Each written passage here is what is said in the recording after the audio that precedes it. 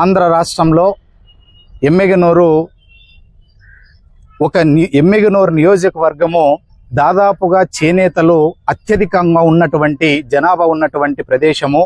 ఇక్కడ గతంలో 40,000 మంది జనాభా నుంచి 1,00,000 పైచిలుకున్నటువంటి జనాభా కలిగిన నియోజకవర్గము. ఎక్కడే గాని పరిశుభ్రతలో గాని, ఆరోగ్యం పరంగా గాని, విద్య, వైద్యం, ఉపాధి, వ్యాపారం, రాజకీయం, సామాజిక అన్ని గుణాలకి ఇక్కడ అనువైనటువంటి ప్రదేశంగా ఎక్కెక్కడో ఇతర జిల్లాల నుంచి కూడా ఇక్కడ వచ్చి నివాసం చేస్తున్నటువంటి పరిస్థితి ఈ ఎమ్మిగనూరుది.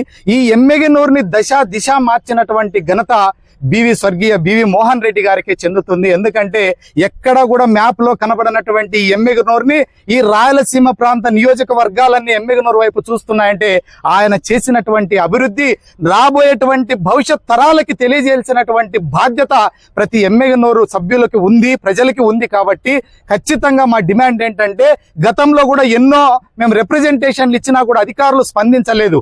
తక్షణమే శ్రీనివాస సర్కిల్లో స్వర్గీయ బివి మోహన్ రెడ్డి గారి విగ్రహాన్ని ఏర్పాటు చేసి, అదే విధంగా శివ సర్కిల్లో అక్కడ ఎన్టీఆర్ గారి విగ్రహాన్ని ఏర్పాటు చేయాలి.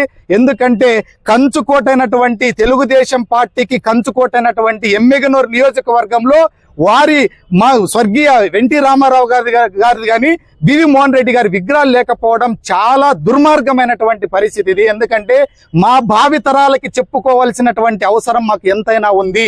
ఎందుకంటే అభివృద్ధి అంటే ఒక బివి కుటుంబానికి మాత్రమే చెందుతుంది ఇక్కడ, అంతేకాని రాజకీయంగా కానీ ఇప్పుడు ఆయన రాబోయేటువంటి తరాలకి రాజకీయం ఎలా చేయాలో నేర్చుకోవాల్సినటువంటి అవసరం ఎంతైనా ఉంది.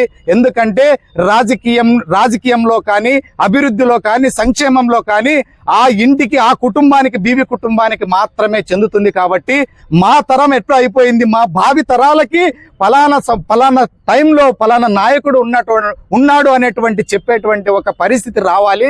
అందుకోసమనే ఇది చిరకాల కోరిక. దశాబ్దాలుగా మేము రిప్రజెంటేషన్లు ఇస్తానే ఉన్నాము, వెనక వేస్తానే ఉన్నారు అధికారులు.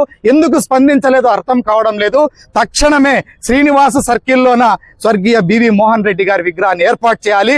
అదే విధంగా శివ సర్కిల్లో స్వర్గీయ ఎన్టీఆర్ రామారావు గారి విగ్రహాన్ని ఏర్పాటు చేసి ఈ చిరకాల కోరిక, దశాబ్దాలుగా పోతున్నటువంటి చిరకాల కోరికని తక్షణమే అధికారులు స్పందించాలి. అదే విధంగా ఎమ్మెల్యే గారు కూడా రిప్రజెంటేషన్ ఇచ్చాము. తక్షణమే స్పందించి దీని మీద భూమి పూజ చేయాలి. దీన్ని ఏ మాత్రం నిర్లక్ష్యం చేసినా సామాన్య ప్రజలందరం వెళ్లి కూడా మేమే భూమి పూజ చేసేసి అక్కడ విగ్రహ ఏర్పాటుకు మేము చర్యలు తీసుకుంటామని కూడా మేము తెలియజేస్తా ఉన్నాము.